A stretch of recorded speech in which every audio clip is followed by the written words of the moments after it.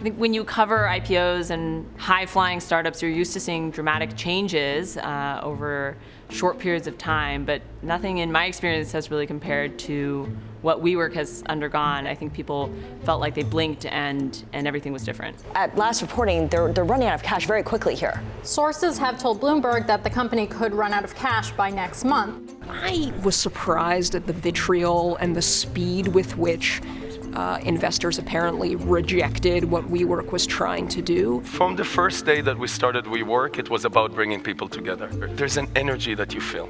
That energy is something that's hard to explain. It's something that either you feel it or you don't. We like to call it the we generation. In less than 1 year, WeWork went from one of the most highly valued startups of all time to losing more than 3/4 of its value, ousting its rockstar CEO, and desperately needing a cash bailout from its biggest investor just to keep the lights on. In order to understand how we got here, we need to take a look into the mistakes made along the way. The ambitious vision of WeWork is effectively dead, period. This is a case study of when a company got too much money too fast with no effective oversight on how to spend it. They are no longer the market leader. That company is going to get smaller, and it's never going to be 10 times bigger. I mean, the story's over.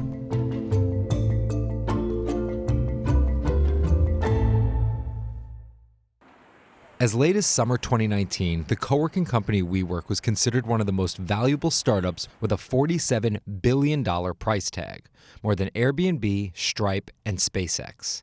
But in just a few months' time, that valuation has vanished, and the very future of the company is in doubt. To understand how this happened, it all starts with the company's now former CEO and founder, Adam Neumann. Adam Neumann is the co-founder of WeWork and was its CEO for a long time. He came over to New York for college after being in the Israeli Navy and started a few businesses, including, my favorite example is a baby clothes line with knee pads.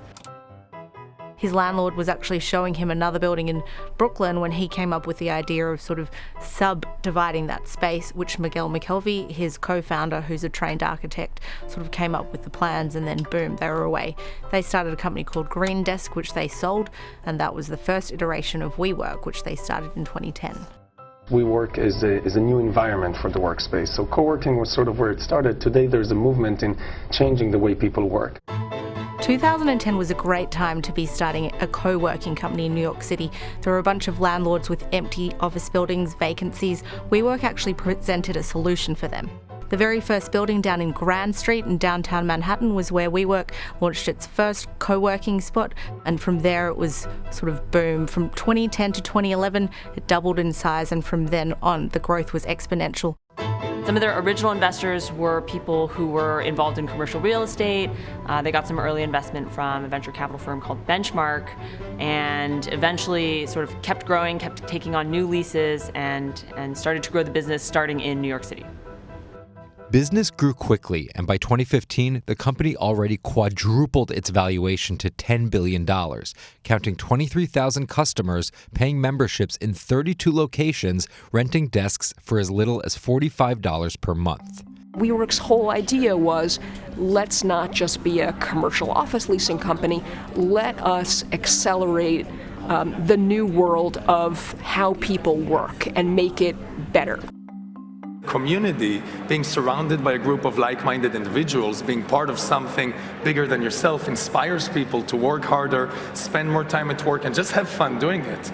And initially, this attracted the attention of young entrepreneurs looking to expand their companies. We thought it's about time to give you a tour of where we work. A tour of where we work. A tour of where we work.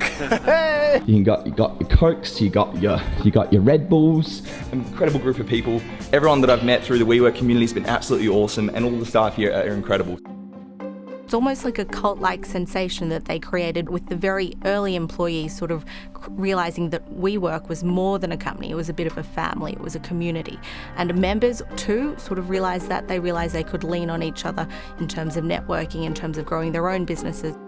This excitement drew in even more investors to the company. Adam and his company, it's not 2.0, it's 10.0. I mean, he's taken it to really the next level. And when you walk into their space and you see the energy, you see the excitement, you see the interaction, it's a very, very powerful concept.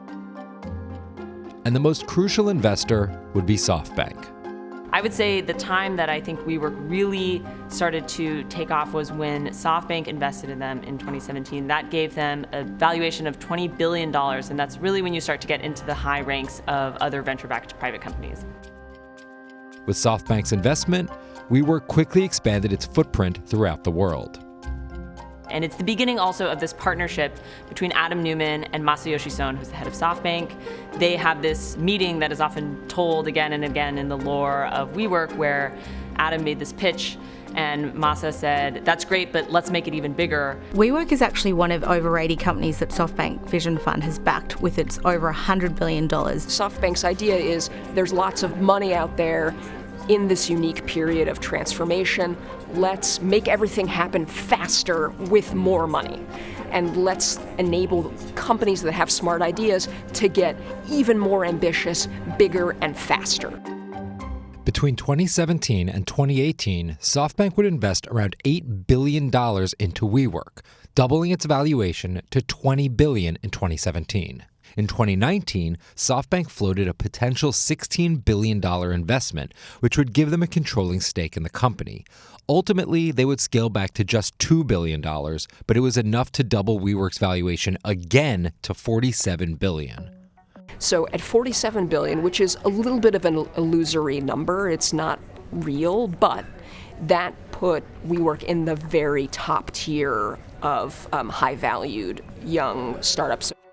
So the reaction from a lot of the real estate world was, wow, that's crazy, in part because there's a company that trades in the UK called IWG, used to be known as Regis. It trades at a fraction of that, and people were looking at that company, which is profitable, and WeWork, which is not, and wondering what the gig is, why people didn't understand, or what Softbank maybe knew that they didn't. And that's because in many measurable areas like global square footage, members, locations, countries, revenue, and profit, IWG is either similar or much higher than WeWork, except of course for one area, valuation, where WeWork was valued nearly 13 times higher than IWG. We of course looked at that every single day and said, what are we missing? Is there something that we're not doing? Is there something that we're missing?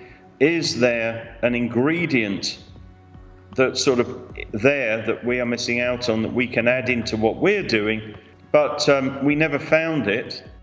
After getting these investments from Softbank and licensed to spend quickly, that's just what WeWork did, opening more and more offices around the world, making investments in a variety of different companies, and even opening an elementary school in New York City. It's almost stuff of legend right now how recklessly WeWork spent its money on things from a company that makes wave pools to a company that makes superfoods, led by a guy that Adam met while he was surfing. You know, when you see a startup that's in the commercial real estate sector investing in an indoor wave pool company and in a children's school, you know something has gone wrong. But just how wrong wouldn't be fully realized until WeWork announced in August of 2019 that it would file for a public offering.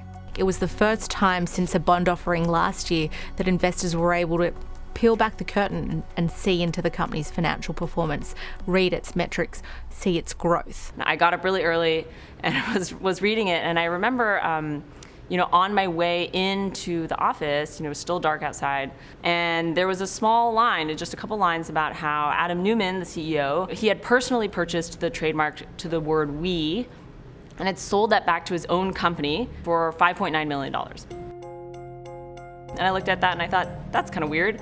This was just one of many examples of how the corporate leadership, including Adam Neumann, seemed to find opportunities to enrich themselves at the expense of shareholders and at the expense of the company. The filings also showed in just the first 6 months of 2019, WeWork lost $690 million, bringing its total losses to almost $3 billion in the past 3 years. things start changing rapidly. Investors are telling WeWork and its bankers, you know what, this isn't for us. People are throwing out numbers as low as 12, potentially even as low as 10 billion. All these things that raised a few red flags just started, kind of added fuel to the fire of this discussion of, is this company ready to go public? It just doesn't feel like it has the controls in place that you would expect of a public company that needs to protect the value for shareholders. On September 17th, WeWork officially pushed back its much-awaited initial public offering. We have decided to postpone our IPO to focus on our core business, the fundamentals of which remain strong. The board, and in particular Softbank, its biggest investor, decide that there needs to be a big change, it needs to come from the top, and that Adam is now more of a liability toward the company than he is an asset. On September the 24th, he resigned, saying too much focus has been placed on me. He realised he was a distraction to the company. In a vote with all board directors, of which he was one, he actually voted against himself remaining as CEO. Two senior WeWork executives, Sebastian Gunningham and Artie Minson, were appointed as co-CEOs. Among their housekeeping items, sell Newman's $60 million private jet, put multiple WeWork acquisitions up for sale, postpone the IPO indefinitely, close down WeGrow, the company's private elementary school, and lay off thousands of employees.